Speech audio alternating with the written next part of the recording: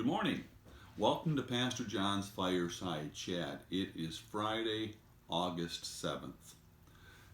Today for our devotional, we find ourselves in the book of Numbers. For about a year and a half or so, the Israelites had been on a journey toward the Promised Land. They were set free from Egyptian bondage. They had journeyed through the wilderness, went to Mount Sinai, and now they're on the verge of entering into the Promised Land. And this is where we pick up in Numbers chapter 11. Just before they get to the Promised Land, it is recorded, the rabble with them began to crave other food. And again the Israelites started wailing and said, "If only we had meat to eat. We remember when we ate fish in Egypt at no cost. Also the cucumbers, melons, leeks, onions, and garlic. But now all we have is this manna, and we have lost our appetite."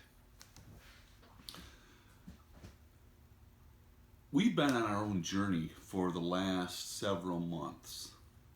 I don't know if you'd call it a wilderness journey, but certainly we are going through difficult times because of this virus. And I think there are some lessons that we can learn as we look at the book of Numbers and about how it applies to our lives today. And the first thought that comes to mind is that when you're journeying through difficult times, it takes its toll on you. And one thing that happens is that people tend to glamorize their past. They remember the way it used to be, and they make it bigger and better than it used to be. For example, the Israelites. They remembered all the fish that they ate, and the leeks, and the cucumbers, and the onions, and the garlic. They kind of left off the point that at the beginning of the book of Exodus, they were crying out to God in their misery because they were slaves. But that's what going through difficult times will do. It takes its toll on you, and you tend to glamorize the past. And maybe you've said something like, "Boy, I just wish we could get back to where we were before the COVID-19 thing hit." The reality is, we can't go back. We move forward. But right now, we're in the midst of a journey, and it does take its toll on us.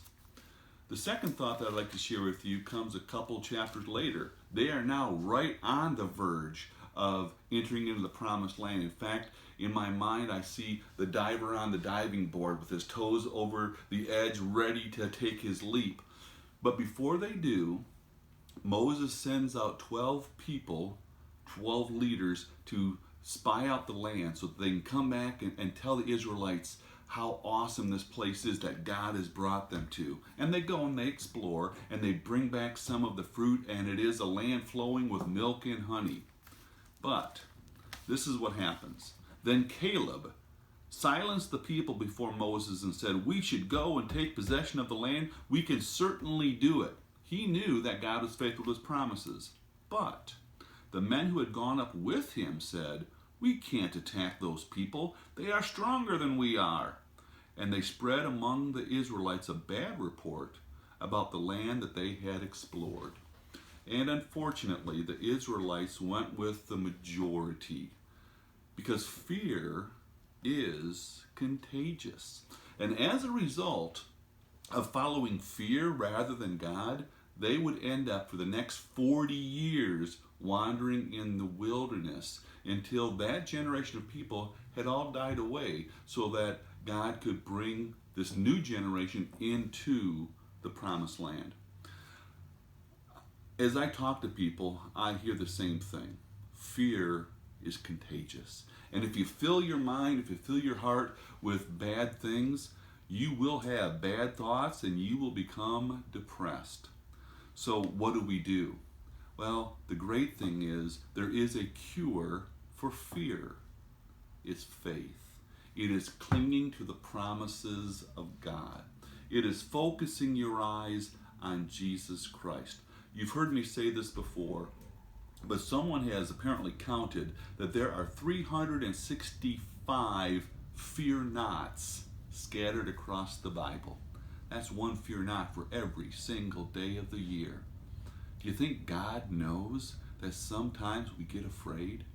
And he comes to us in the midst of our fears to remind us that He is with us, that He is never going to lead us astray, and that the one who has brought us to where we are today is the one who will bring us to the end of the journey into that ultimate promised land.